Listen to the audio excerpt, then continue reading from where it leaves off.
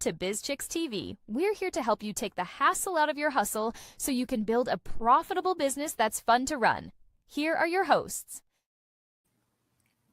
Hey everybody, welcome to Bizchicks TV. This is the place for tips, tools, strategies, and everything you need to take the hassle out of your hustle. Today is Tuesday. That means the digital diva is in the house. Coach TJ, our marketing coach, she's right here right now bringing us the latest, the greatest, and the best information that we need for social media and digital marketing. So get something to write with and be prepared to take action. So without further ado, here's TJ.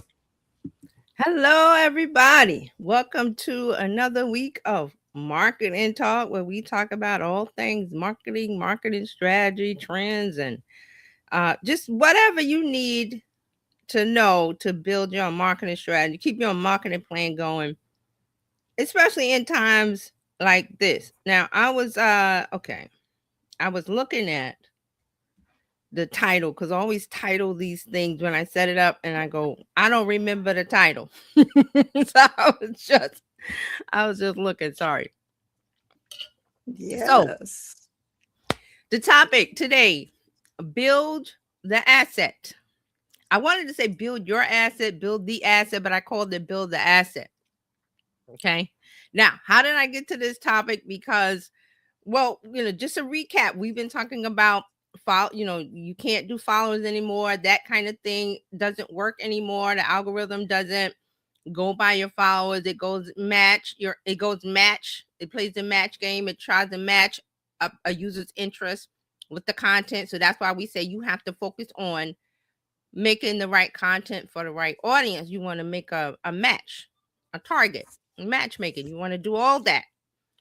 And I was talking to my assistant, one of many. I have Jessica, and then I have the second assistant. I'm trying to think of his name. I call him James. I might change his name, but James, I had a discussion with James and we were talking, and it was like, we were talking about marketing and things like that. And they were like, well, build the asset, not the noise. I said, wow, that's something right there. And let me make sure I got it. Said, build the asset, not the noise. Your job is not content volume. Your job is to make assets for your business to grow, especially now where everything is going. So let's talk a little bit about asset, because the word asset, it applies to the finance industry, and it also applies to business. Now we're talking in the business terms. So we want to get straight on the definition, because you're like, asset, you may know what it is generally, but let's get the specifics. So an asset is anything you own or control that has monetary value and can provide current or future economic benefits. See, there's two parts. It has value, monetary value, money, but it also has to provide current or future economic benefit. That means it has to provide you more money. It just can't sit there. Okay. So, asset, in the business terms, we're saying an asset is something of value that a company expects will provide future benefits. So they work on things that's going to provide benefits now and in the future, because a business, a corporation, is always about growth. We have liabilities, those are costs, operational costs. Those don't go away, fixed costs. But we have to look at what are the things, as a corporation, they look at what are the things we can do to make this asset provide more in the future. All right. Now, assets can be a broad category of tangible and intangible items that play a critical role in any business. Simply put, a business cannot operate effectively without assets. That's what James told me. You don't have any assets, you're not functioning as a business in the broader business industry term. If you're not doing that, it's for fun. It's a hobby. Not even charity, because the charity has to operate kind of like a business, but their objective isn't to produce a product. Their objective is to help. So, but they still have to The successful ones will operate on a business platform. Okay. Dr. Tati is here. Good morning. I don't know why I decided to sing that. Now let's look at the key features of an asset. For something to be considered an asset, it must have 3 properties. Ownership. A company must own and control the asset. You or the business has right to use it and benefit from it. Number 2, economic value. An asset must also provide economic value. It can be sold, exchanged, or used to generate cash and income. It must provide monetary value. Third is resource. An asset must be a resource, which means it can or it has or can be used to generate future economic value. That's the word, future. Now and in the future, an asset. An asset. Okay. So now we all know if you generally think about an asset, cash, money, investments, real estate, it can be vehicles, it can be inventory. But I want to talk today about intangible properties. That could be trademarks, copyrights, patents, software, customer lists, and brand value. Those are intangible properties. We're talking about intangible assets for business. Okay. Because why? We're dealing with a lot of online presence. Everything is online. It wasn't that way 20 years ago. You have a brick and mortar. Now today, you can do a lot online. But there's certain things that you have to know and have put in place. But we're going to talk about those things. So intangible assets, because you're like, assets? No, I'm talking about intangible assets. That could be intellectual property, software. Mm-hmm. That could be customer list. When James said customer list, I said, oh, you got my ear now. That means an email list, a CRM, a list of people that you're dealing with business wise. Yes. That is Yes. an intangible asset. Did everybody know that? We know now. I mean, I kind of knew, I was like, yeah, an email list, it has value, but it's an intangible asset. If we're talking business terms, I like that. So now, what are intangible assets? Let's get in. It gave me he gave me the definition. Intangible assets are non-physical resources a business owns or controls that provide long-term economic value, such as intellectual property or brand elements, unlike tangible assets like equipment or buildings. Okay. So we're talking intangible assets. And let's look at that list again. Brand value, email list, software, IP, loyal. It could be your reputation. It could be your brand voice, your brand, personal brand. What does everybody talk about? Oh, build your personal brand. Why? It's an asset. And an asset does what? Provides monetary value now and in the future. See, the key is in the future. Because we want growth. Everybody, oh, I want growth. I want more customers. I want more views. I want all of that is growth. All of that is tied to growth. Okay.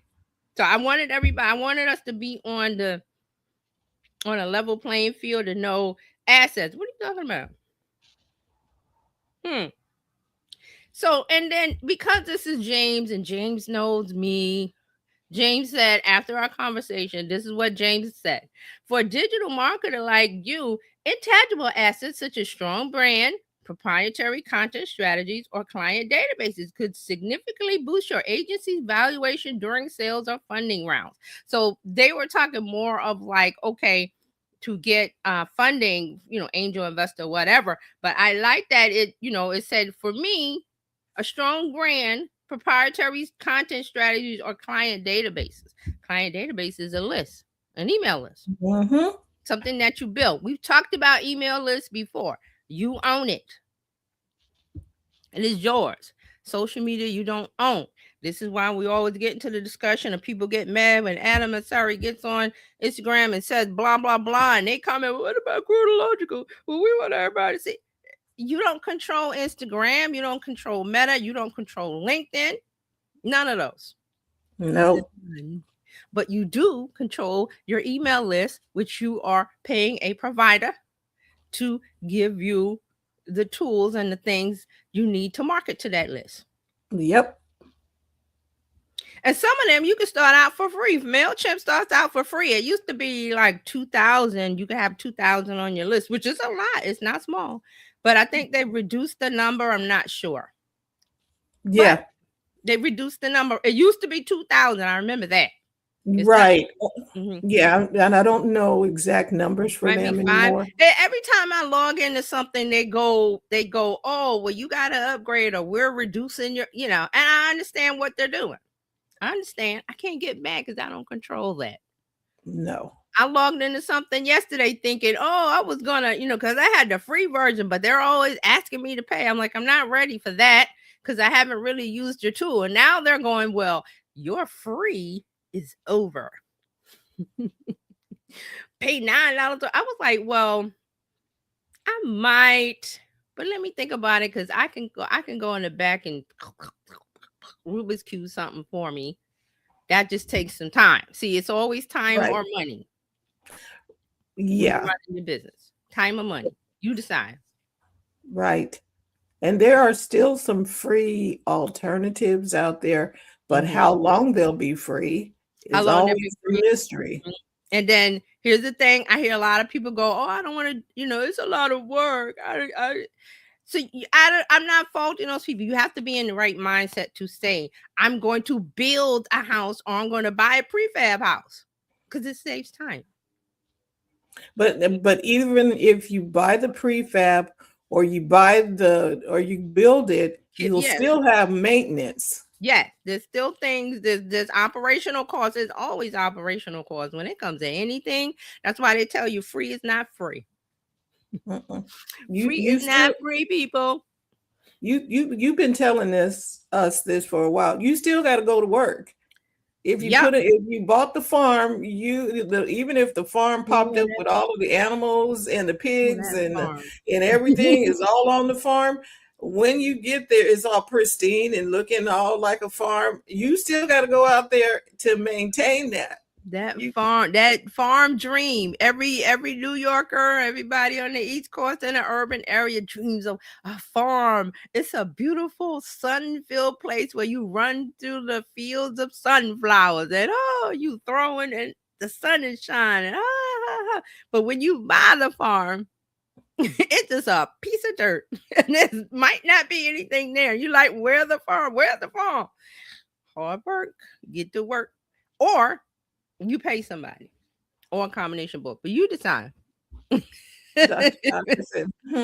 Farms are work, and they are, because even if it wasn't, even if it came already prepackaged and with the animals and built, you still are going to have to maintain that maintenance. And you have to look at it, like I'm saying, the person that's doing it is coming from a place where they did not grow up on a farm, but they have the visual idea of this beautiful euphoria of a farm from the movies or wherever they saw it on TV. But it's like, okay, that's a set. Right. You have to go out and milk the cow. When you have to go to the chicken coop and get the eggs, when you have to go and, the cow, round up the goats, get you know how to round up a goat? Or you have to go and hoe the rows of cabbage or whatever. Put the fertilizer, we could go all day with the things. And I was just thinking like about a set, because like the new season of Bridgerton is out, and I saw Architectural Digest put out a video about, let me show you how one of the sets in the castle for the queen, and they were showing how it was empty and they put all this stuff. But you watch the show and you go, oh, that's beautiful, I want that. You don't see all the work that went. Somebody, the set designer with all their assistants, talked about, well, we put real gold leaf up here because this is the queen's residence, so it has to look real versus just slap some gold paint up there. So I just thought about that, was like, that's the work they put in to make it look so good. Dr. Tachi said the only thing people know about farms is singing Old MacDonald. And she said, I don't want to do any of that where you True. have to do all of that Right. work. And see, there's some people that love to garden. They love to get their hands in the dirt. They would be in heaven with that kind of thing. And there's others where it's like, what? Like we talked about green acres all the time. That's a perfect example of coming from the urban situation of the dream of a farm and it's easy living. And it's all in the theme song, all of what he was dreaming of and wanting to get out the rat race and all the smoke and the fog and the dirt and the congestion of New York City. He wants to get away from it. A dream. See, a dream. Dr. Tarchi says, see, and people confuse gardening with farming. Farming is a whole different level. Listen, you have to talk, and this is what I love about social media. If you want to know about real farming, all the farmers are on TikTok or YouTube Shorts or Instagram, wherever you want to go. There's even farmers that small farmers, black farmers, any kind of farmer you want. They're out there making the content. And I saw one gentleman that was a farmer, and he was talking about whatever was going on with the government and and all the things that was happening with the money. He was saying, well, we've been doing without, so we're good. It's the larger, not conglomerate, the industrial corporate farms that are not doing so well, or the farms that are not small. He's a small farm. So he's like, I'm doing good. And he was out there, doing something with his goats or doing something with his cows or do something with an animal. And he was talking. He was talking like, this is hard work. You think it's Hollywood. See, Hollywood has messed up things for a whole bunch of people. Just making it look so easy. Well, okay, so that's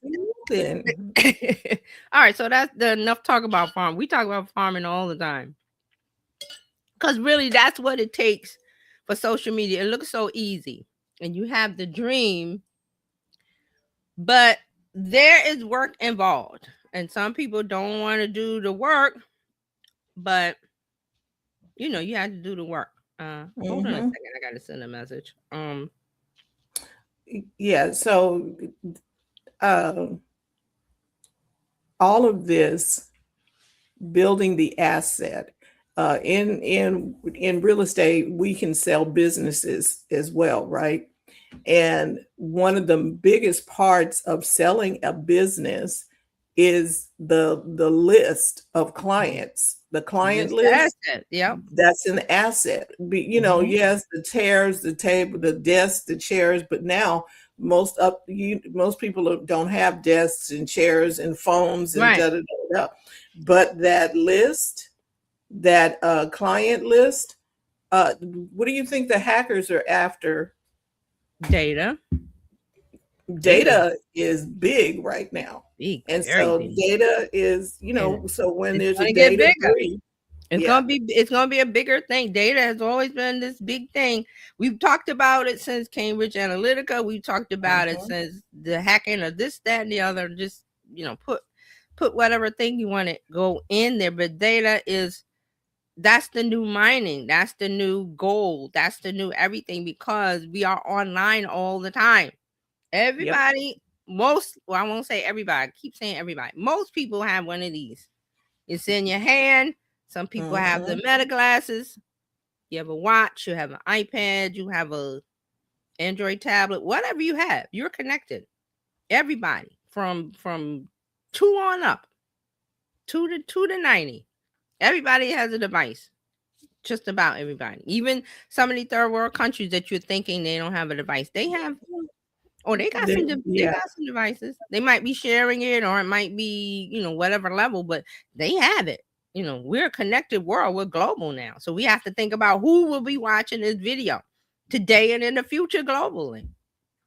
Yep. Something to think about. Something to think. So you have to build the asset. So we're talking about that. I want to explain what the asset is, because you're thinking in financial terms, yes, but there's also the business terms of the intangible assets, and that's where we are now. That's where the growth is going to be, because the intangible means that it's not connected to physical things. It can become physical products, but it's connected here. Yes. Your mind, intellectual property, whatever you can think of. And guess what? We got this handy little tool that can help you with that. Well, I don't know what to think of. You got something to help. You have something to help. Now we're in the discussion of, oh, it's, it's bad, it's evil, it's this. It's same thing with social media. Oh, it's bad. Listen, it's AI, it's coming. We've talked about it. The horse and buggy people can tell you what's going on. The people that made the whips can tell you what's going on. The gaslighters, we talked about all those things. So I don't even get into that discussion where I see people online, oh, this is gonna take my job. Well, if you know the train is coming, get out of the way or jump on when it passes you. What? The train is coming. I'm going to stand here for. No, I'm going to be like, okay, I'm going to jump on. You seen the old movies where the hobo jumps on the caboose? The train passes. What do? Free ride. They hop and run and get on the caboose. Right. Who's the last car? So, here's the easy thing. When it stops at the station, get on or get off. Either one. There is no that you're what was the old movies where the damsel in distress is tied to the railroad track and the dastardly with the no, you're not tied to the railroad track. No, you're running aside it to get on it, or you're going in the opposite way because you don't want anything to do with AI, and that's cool. Nobody's forcing you, but it is coming. Just like the computers.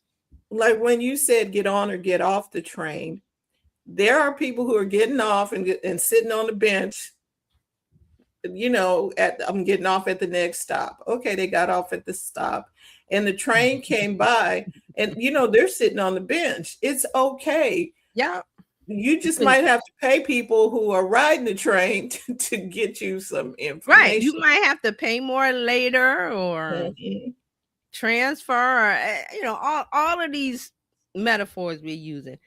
Really, people, it's the same thing in the business world when everybody did things pen and paper and then the computer came along. It was the same thing. It was the same thing. I recently went to a hospital to visit somebody, and that they did not have a piece of paper. They were looking up people's data and stuff on a phone. The phone or tablet. They had it in the phone. We see here that you did blah blah blah blah blah blah. It was on the phone. Okay, so I'm glad you brought that up because I'm watching The Pit. Does anybody know about the show The Pit? It's about a hospital in Pittsburgh. It's an emergency room, and they take one day. Each season is one day, and they break it down into hours. So the last couple of episodes, I hope I'm not spoiling for everybody. I'm sorry, but they had a hack. They didn't have an attack. There was a threat of a hacker attack. So the IT department shut down all the computer systems. So the young interns and residents was like, well, what the emergency director, which is Noah Wiley, which I think he just won a whole bunch of awards for The Pit. He said, hey, we're going to pen and paper. Pull out the eraser board. The board that you write on with the young kids, the young doctors was like, what do we do? How do we paper and pen? And he was like, this is how we did it before in the dark ages. Then the head nurse pulls out a big machine, like it was huge, and she sets it on the desk. The nurses go, what is that? And she plugged it in, and it made it made that noise. They were like, what the heck is that? She was like, this is a fax machine. I died when I saw that episode. It was so much fun because they didn't have the board. Like Fran said, they have devices, they have their phone, they have iPads. All of it is digitized for ease, so they don't have to retain it. But he was saying, like, when he was coming up, it was in here because they had to write it down on paper. Like everything had to be written down. So then the nurses had to have a system of this when you do this to the patient, do this and do it this and circle this and check that. And they were lost. The young doctors were lost. And then right before they found out it was going to be the digital board was going to turn off. Noah Wiley's character says, somebody take a picture quick of the digital board. Somebody took a picture, but it was blurry. So they didn't know, because it's full. Like, they've got patients in rooms. They don't know what, they talk to them, what tests. So one of the young doctors said, I know everything. And they looked at her and they were like, what? She says, I have a photographic memory. So she sat there and she told them, well, patient this and this and room and this. So they wrote it down on the erase board. If they didn't have that, they would have had to go back through and ask every patient in every room and out in the, in the areas in the halls, what are you here for? They had to go through it, but she remembered it. So I was just thinking about that before the digital age that we're in, where everything, the knowledge that we have to retain, we don't have to retain it anymore. It's in the devices. But if they go down, where is it? Yeah, we've seen the cloud. Dude, something happened with AWS a few weeks ago. Yep. The cloud went down. The airport shut down. Remember that airport thing? It was a couple where no flights, because they need digital services to run. But it wasn't like that. There was a time when the airlines ran the planes without that. like what? So I just remembered that was the episode from The Pit, which is a good show, by the way.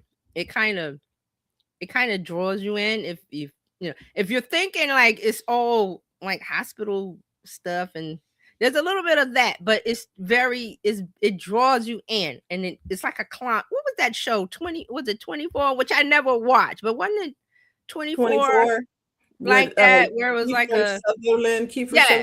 Yeah. Yes.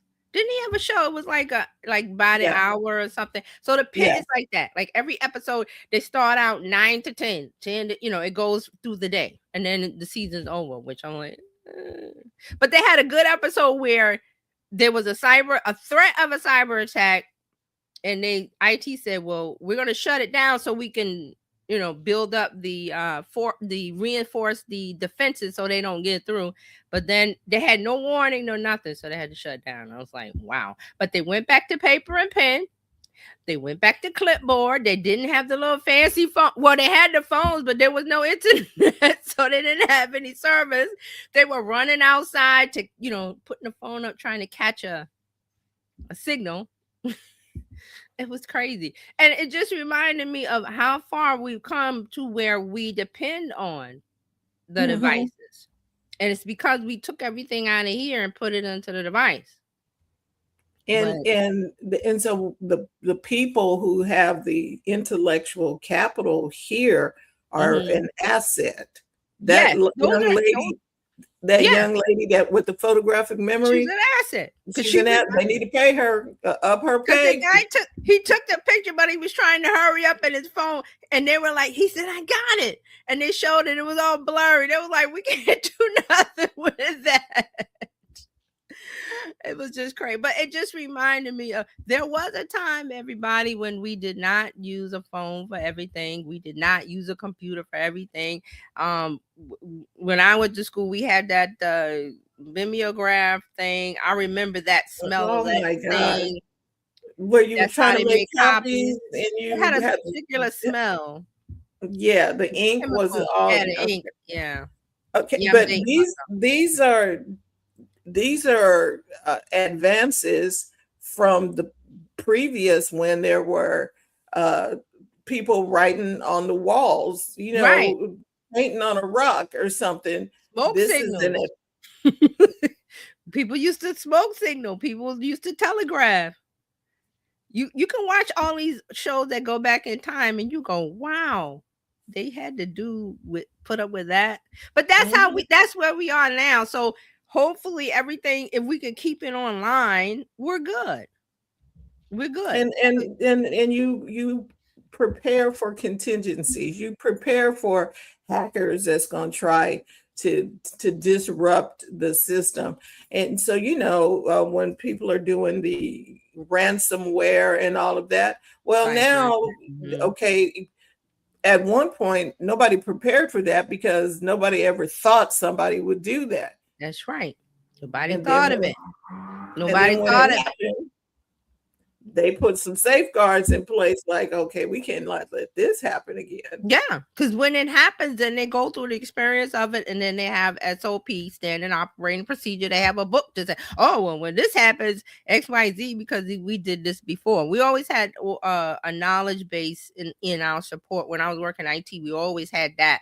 We would just, a user would have an issue, and we would go, okay, and we would look it up in the support In the knowledge database and base. go to fix it. All right. Or, Right. some of them retained it, but if it happens a lot of time, we already knew, like our, the people at the help desk, which is the front line when people call the number, whenever the phones went crazy, we always like, oh, the network's down. We didn't even, it got to the point where we didn't even go into like the room and ask the network guys, what's going on? And like the phones lit up like crazy, like like the network's down, you log out. That's all we did was like, nothing you can do.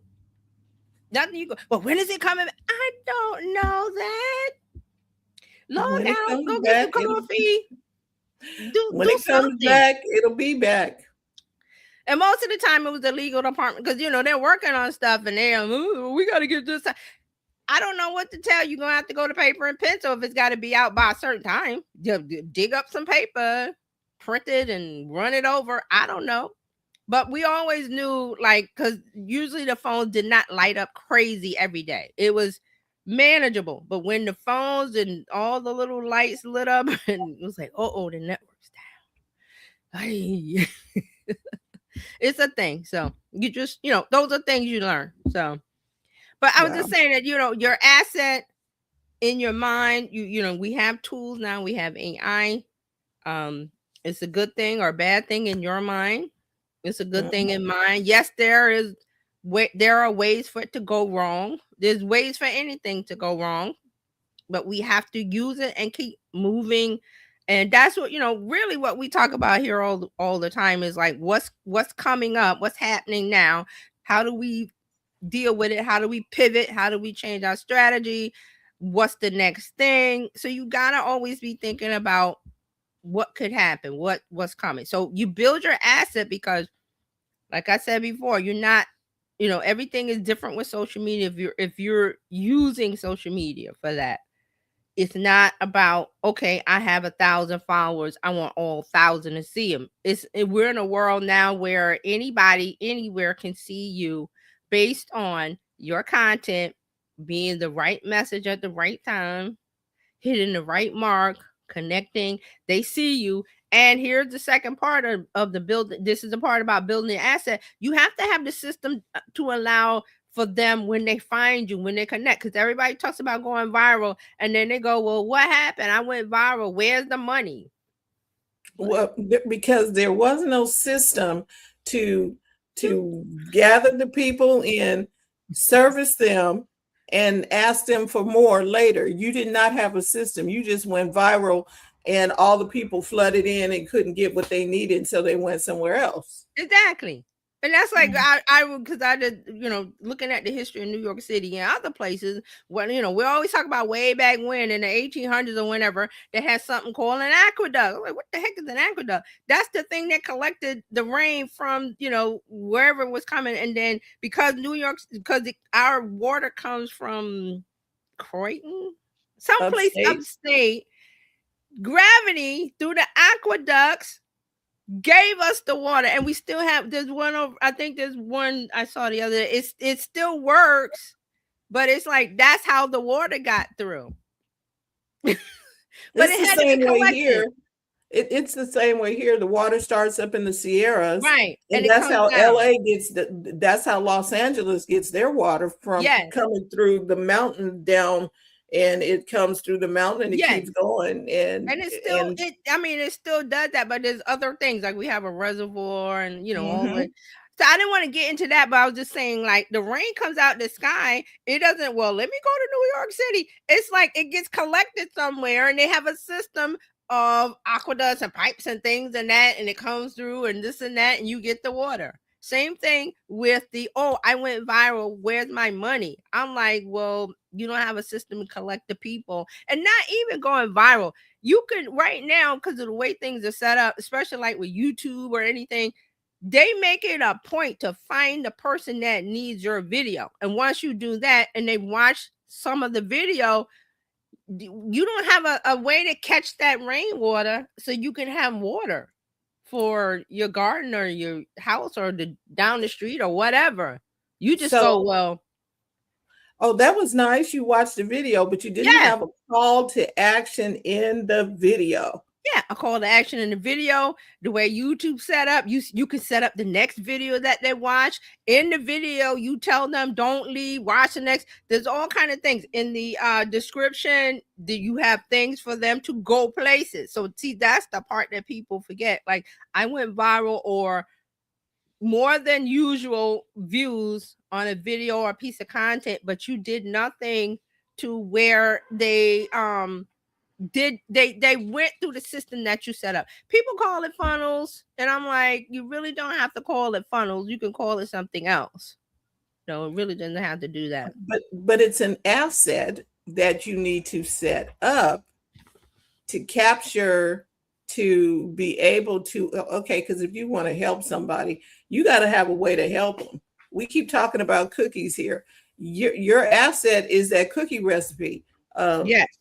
Colonel Sanders had a recipe which was 12 herbs and spices. That was an asset that he had that other people didn't have, right? So when he went around to talk to these, okay, because my husband's aunt was one of the first people who worked with Colonel Sanders in Salt Lake City in California. Oh, okay. So he had this recipe, and he would go to these different restaurants to collaborate with them to carry his chicken recipe and to do the KFC in their restaurant. Yes, to do the KFC procedure the way that he did the chicken. Yeah, how he cooked it and everything. That was the system. That was his system, and that was his asset, that they cooked the chicken a certain way with these spices. Right. Because otherwise, you know, I know how to make chicken, and you make it your way, and you're like, well, it doesn't taste like his. Well, because he has a system. Mm-hmm. See? There's a way to do things. So, you know, the thing about people going, I want to go viral, and then they never think about what happens after they're going viral. And then today, the way the algorithm is set up, you don't need to go viral. You just need a certain amount of views, because your goal is what? To build the asset of the email list. See? Build the email list. Why? Because once you put them on their list, on your list, you're going to have a way to communicate them outside of the video or the piece of content that you made, because they might not see your content again. They might not follow you. But you now have a direct access to them by sending them something in an email. Yeah. Or now you can send it to them directly instead of hoping they see it. Because see, you could make more content and they might see that. But like Fran said, you have them.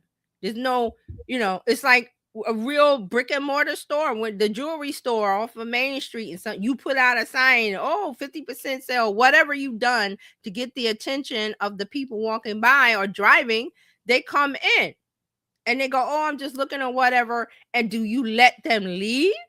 No, they came in, this interest. So you let that, you know, you don't push them, sale, whatever, but you do say, hey, before you leave, here's a card, or have an app, blah, blah, blah, or get on the list because your birthday comes up, I send you something, or you get a chance to, whatever it is. You don't let them leave. Okay, well, I looked around, bye, and you go, bye. No, let me get your name and number. Perhaps I'll have something for you in the future. Yeah, let me know what you're interested in. I might be able to get it for you. Like I said, you put them on the list. I do sales every week. You might want something next week or next month or whatever. They may have an occasion to where they have to buy jewelry for someone instead of themselves. But you got the connection and you pull them in. Amazon's real good at this. I'm not going into the politics of Amazon. I'm just saying Amazon is real good at the distribution of goods and the connection of you to Amazon. Because if Yep. you look at something, if you put something in your cart and don't buy it, what does Amazon do? Man, they send you Hey, emails. you were looking at that over there. It's still over here in your cart. You could. I got pop-ups on my phone. Ooh, do not join Woot, because Woot, WOOT, their I forgot what it is. Is it their It's. I think wholesale thing, or I when they don't know, have, but I forgot what it is, but they have extras or whatever. So they send you, ooh, you got this and that, but you gotta buy it right because they have limited quantities, and it keeps popping up. And I'm like, man, I was not shopping today, Amazon, but you pulled me in with this thing. Then they got one called Haul, HAUL. That's their like 99-cent store. And these things keep popping up. but they have you with your data, and they've seen how Prime you. membership. If you got Prime, you because you're really into that because there's no, you got the benefits, so you really want to shop, and they remove the barriers. Oh, my phone is sorry, everybody. So they keep, and I think we should kind of look at that when we are setting our stuff up. How can I bake these great cookies? I need people to, when they walk by or they got the free sample like at Costco, I need them to sign up. Yeah, Oh, you're this not going stuff to let is them walk good. away. You're not.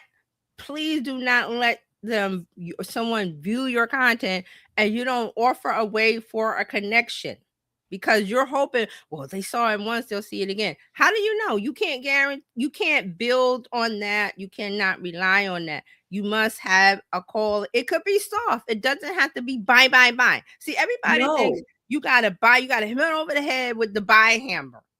So it was something like you said with the birthday list.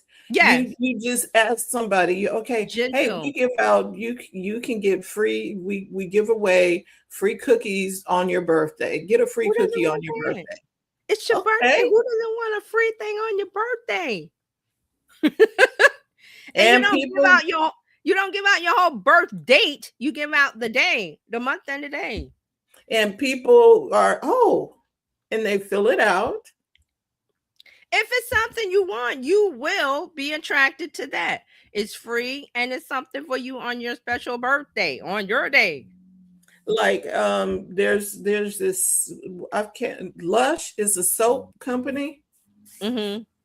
Yeah. And they got really fragrant soaps, and they're natural, and if you are looking for all natural blah blah blah blah and fragrant and da da da da da, you can sign up and they will send you coupons and stuff, get a free This soap is and why we have, da da da da da. yeah, we have the email list for that. We have loyalty programs. There used to be a Mhm. little card that you took into the store and they would punch it. Now it's through the app. There's so many apps, dude, especially for ordering food like real quickly. Like, okay, I don't feel like cooking. Let me get that. Da, da, da. I can go. The Popeyes app says, well, you have 2,000 points. You get a free chicken sandwich. Hey, give me the free chicken. It might not be healthy, but it's something that I need easy, quick, and it's free because I bought from you before. Yes. McDonald's is the same thing. Or a lot of the apps do the same thing, but some of the loyalty points expire and some don't. I think Popeyes is the one that it doesn't expire, so it kind of builds up. So if you're like real quick, So at some point they're going to get you, yeah, meaning let them keep letting it build up, let them stay on your list. And they just like, let her stay there. She gonna want a chicken sandwich it's a at some way point. to it's a way to draw you back in, because again, Popeye's good chicken, but it's not healthy. But when you want something, you have it. So they need a way for you to go, well, because I have those loyalty points sitting over there, I can I get a am not free pulling out meal. cash. I can get a free meal. I don't have to spend my money. I don't have to do anything but open the app, tap, buy, and it says you're ready, and you go to the counter and pick it up. I love it. It's the convenience of it. Now I'm not saying I eat at Popeyes all the time. I No, don't. Sometimes I but make my own chicken, but sometimes you don't want. That's why it's called fast food. Sometimes you don't want to. Well, I gotta go to the store and I gotta buy chicken, or I gotta order it and it comes to me, but I still have to cook it. And sometimes you don't want to do that. so once you get a person, they become an asset. Your clients become an asset to you, and now you have to know how to connect with them in a yes, way that they stay an asset. yes. See, thank you for bringing that up. So let's get to Dr. Tati's comment, and then I'll give you the. Yeah, Dr. Tati says exactly. Folks love to tap and buy. Because it's convenient. And that's the thing, right? Not having to drive all the way in or what. Okay, I wanted to get something from Apple and I did not want to make the trip 10 miles to go get the whatever it was. Why? They had it where I can go online and they delivered it to me. Yeah. I was like, what? And you'll bring it to my house in 2 hours? Oh, Removing the roadblocks, removing the hurdles. They think about they have a persona. This is our customer. What does our customer do? What are the pain points? What are the things they wish that they didn't have to do? And we remove the roadblocks. Dr. Tachi says, more and more, I also don't want to be bothered with talking to people when purchasing. If you order from home, they can leave it in a designated place and you don't even have to see them. Hey, I'm with you. I love that. It's like, because I can look when I go through Grubhub or whoever, not often because the fees are crazy, but they have an option, contactless. I don't have to open the door. I don't have to do this. I like Dr. Stark said, I don't have to look at you. I don't have to say anything. It just left at the door. And the guy delivering it sends me a text message saying, hey, your delivery. And I open the door, it's right there. Mm-hmm. My neighbor down the hall does it all the time. There's always food like hanging on their door. And I'm like, but I wouldn't leave it there. And see, our building's we're pretty good. So it's not like somebody's coming to steal it, but it's just, I'm like, I wouldn't leave it hanging on my door like they do. They always leave stuff in front of the door. And I'm like, okay. All right. Don't do that. Cause that's kind of like leaving the cheese out for the mouse. If the mouse is around. We don't want to do that. So, but I love that. So it's like, you don't want to be bothered. These are things that that corporation businesses study. How do we remove the roadblocks? How do we remove those things to make it easier? The path to purchase. The path to purchase. How do we get them to buy? When you go in the grocery store physically, or you go into Walmart or any other stores, if you go to the checkout, well, you have to stand, not the self-service one, but you have to stand, which those are kind of, a lot of people don't want to do that, but you're standing in line waiting for the cashier to do whatever. What's there? Gum and magazines and candy and little knickknacks and little things to drive parents crazy. When you got kids with you, what that? It's like you weren't thinking about those things because you came in for the one or two things that you want. That's why the self-serve checkout is so popular, because I just listen, all of the things that they throw in front of you, the end caps, the things you got to walk around, the sales, the blah, blah, blah. No, I came in for bread and milk, and I'm leaving with bread and milk. Yep, that's the gauntlet. You got to walk through the gauntlet to make it. See if you can make it out the store without putting another thing in the basket. The supermarkets, they know that they have people, that's their job. What can we put in front of them? Because they're coming in for bread and milk all the way over there, way over. They're not the front. They're not in the front. The stuff that's on sale, the lady with the free samples, the this, that, and the other, that they want to slow you down. And why? More revenue, more money. Instead of bread and milk, you leaving with a whole bunch of stuff. They know what they're doing. They know what to do. So that's why it's like we love the convenience of the tap and buy or the app or the this and the that. But then when a business does that, they have to do more, as then Fran was saying, about getting your birthday, getting to this, getting to that, getting you into the loyalty program. So you will come back.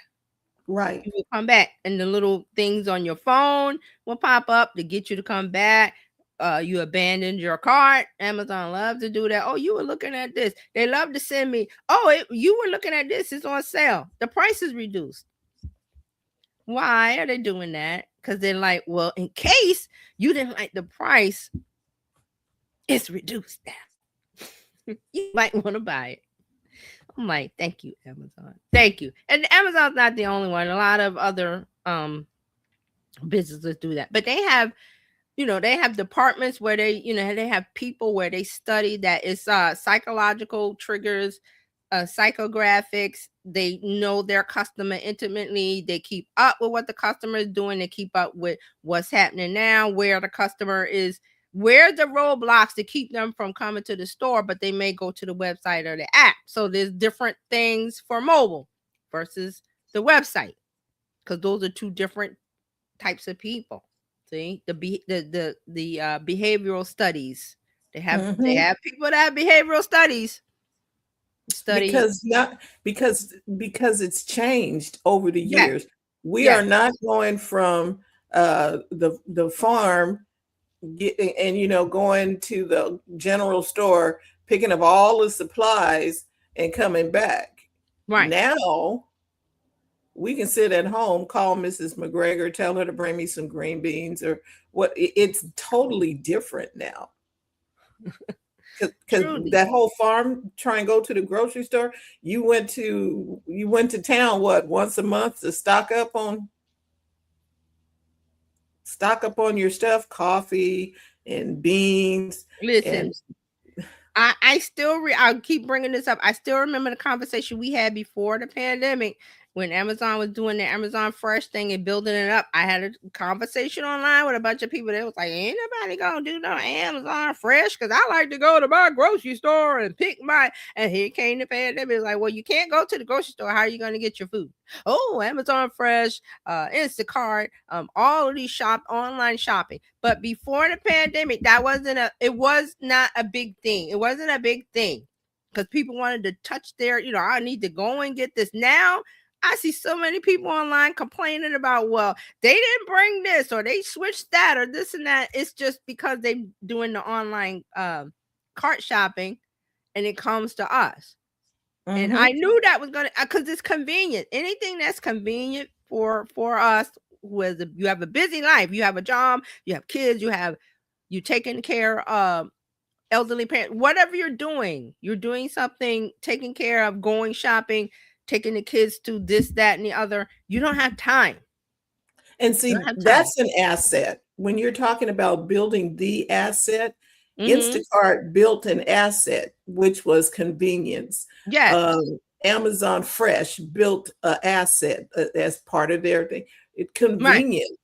Because I remember when it first started, DoorDash was not that popular. No, none of these delivery services, but here came the pandemic and that just flipped everything. Yeah. The delivery system changed for the better, I would say, for the better. But it's all these fees. But if you can get past the fees, I was like, oh, so Uber Eats said, if you take a ride in Uber, they give you points toward your Uber Eats, or if you order from Instacart, you get points toward Uber Eats and stuff. See? I'm like, they're not low enough for me yet. So, but see, those are the incentives for you to buy. The loyalty system, the point system, the get on. Those are they're all building up their assets. See, they know. Because if because and this is the thing, the smart ones will be online on social media seeing what people are complaining about, or they're going to Amazon and reading the reviews and seeing what people are unhappy with, and then you fix it, and then you say that you fixed it, and then you may charge a little extra, but somebody might pay that for the convenience. Like I said, with the feed, you might want to eat, but it's like, well, okay, it's raining hard. I don't, you kind of weigh it. So, but that's, that all of these things about building the asset. So you want to build the asset because we're in a different place now to where your content can be seen anytime, any place, by anywhere. It used to be, what's the best time to post on Instagram? Whenever you want. Well, how do I know? Well, generally, if you're, there's still a 9 to 5 office system. So if you might want to do that, but you don't have to stick with that.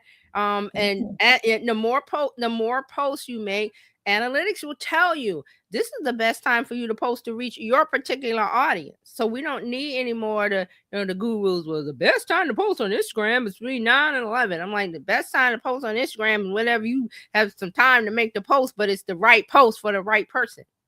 Right, that part. Instagram's going to deliver it to that person regardless of time. So, and then you can ask your digital assistant because they know you, right? That too. But you don't have to rely on all that. All you need to do is build a system. Okay, so just a little bit before we wrapped it up. So, you're building an asset, but the second part, well, not the second part. The other part of it is the trust part, and we talked about a little bit of it now about nurturing a community, building the customer journey. Yes. Okay. You built the asset, you got them on your list, you've done the whatever, you have a way to connect with them, but you're connecting in the right way that they want. You're not annoying them, because this is a journey. It doesn't stop because, well, I got them on my email list.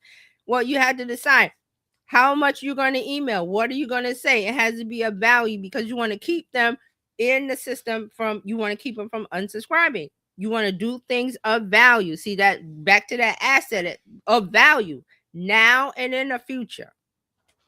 It provides value now and in the future. So you're not going to be able to keep people from unsubscribing. That's just a thing. I see people online. Oh, I had to.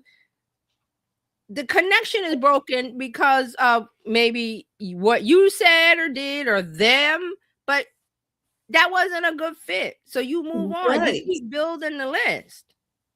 That is good, because I'm on somebody's list. One, I don't know how I got on this list. I'm like, who are these people talking to me? Some of them, yeah. I'm like, how did I get on this?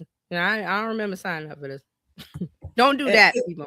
No. And then there are other lists that I have been on for years, but never pay attention to the content, and maybe I signed up for something that they were doing previously, but they're no longer doing. Right. And so there's that. Yeah. And then remember, if you do Substack, Substack has a thing that is like, if you like this person, you may like that. And if you're not careful, you're signed up to all of that. That means emails are coming to you. So I'm real careful about, you might like this, follow these people. I'm like, nope, because I'll check them out later. But I'm not mass following just because I follow this one person. So that's one of the Substack things I don't like. Right. And yeah, I'm like, no. Yeah. I need to vet the people I'm following. Do I want to hear from you whenever you're posting something? I don't know, because I don't read everybody's stuff. But the people who I do follow, I want their stuff to come to the top. Yeah. And so I can read their stuff, and I go click and read it when. Another thing, Substack, I like that if you want to put out a new, you want to do a post, you don't have to email it to your followers. You could just post it. I love that too. Right. I like that too. You have a quick something you want to say. Yeah, you don't have to send it to bombard them. Right. And Dr. Tati says, yes, let me just follow who I came to follow. Right. I'm like, if you're not careful, you're going to click on something and you're following 10 people. I'm like, well, I don't know these people. No, I can't follow. And because that's where the noise comes from, right? You're getting a lot of stuff coming at you, but it wasn't anything particular that you wanted to hear. So now the stuff you really want to hear is hard to get through because you got all this other stuff. Right. And Now, I've done that by accident and followed, and I'm like, okay, well, they're providing something I want. I might stick around, but I'm just like, let me decide. right. Let me decide first. But, people on Substack love that because they're like, oh, well, I get more people on my list. And I'm like, well, you want the people that want to be on your list. And That if part. it's a small, it doesn't have, my list has to be 10,000 people, but some of that is bots, some of that is people that, like I just said, Substack puts them on without them paying attention, and they go, well, how did I get this? And they get mad and unsubscribe. You don't want that. You want people that want to be connected to you. And how do you do that? You're going to do the things. You're going to make the content, provide the value of your assets, building your assets where people want to be connected to you. They want to be connected. That's what you want. Not just let me put the net in and get all of the fish. I don't care what kind of fish in there, and you specifically want tuna, but I'm just gonna put the net in the ocean, just get anything. I don't want to eat everything that's in that net. There's some things in there I just can't eat. I don't want that. I just want the tuna. Yeah, you gotta do those things. But the trust part, that you want to build the trust capital. That's the consistency, the specificity. You want to be, specific. Now the consistency part of it, like I said, the post at a certain time and this and that. Just make sure that you're putting up content that's of value, because the way the algorithms work now, it's going to connect it to the people that really want it based on those users and the signals that they give to the platform. Because I went on Facebook today for something popped up on my phone, and I went to Facebook, and then I saw something and I read it, and then Facebook said, are you interested in this? Because we'll show you more. And I was like, yes. And it said, good, we'll show you more. But see, those things pop up to say Facebook is like being really concerned about, is this something I like? And it's somebody I'm following. But it asked me again, are you interested in this post? And I was like, yeah. Yes. And if I'm not, I would have said no. And it would have said, okay, we're not going to show you any more of that. YouTube does it also. Not interested. Oh, I love that. Not interested. And it keeps down the noise. It keeps my okay, you know how you used to get magazines come to the house, and you got this stack of magazines, and you're like, what is all of this? It keeps all of that down. I don't have a bunch of stuff that I'm not reading. Right. Okay, so let's wrap it up, because I think everybody got the gist of it. Building the asset, building the thing that provides monetary value, provides value for your business now and in the future. The intangible assets, that's your IP, intellectual property, the things that you think of using the tools that we have now. That's your customer list, email list, CRM, all the things that you own. That was, getting a little bit into own media, but that's what we want to focus on now. Why? Because you can build these assets, and then you go, well, I need more people to see it. That's when you take it to social media and you go over here and you make your posts. Right. And you make it in such a way to where they consume your content, but there's a call to action. It could be soft. Ask your tool. I want to have a soft CTA. I don't want to sell because I feel icky. Whatever the reason, I'm just throwing out words, but whatever the reason you have, say, I don't want to sound salesy. I don't want to be, whatever. It will help you with that. It will say, sure, I got you.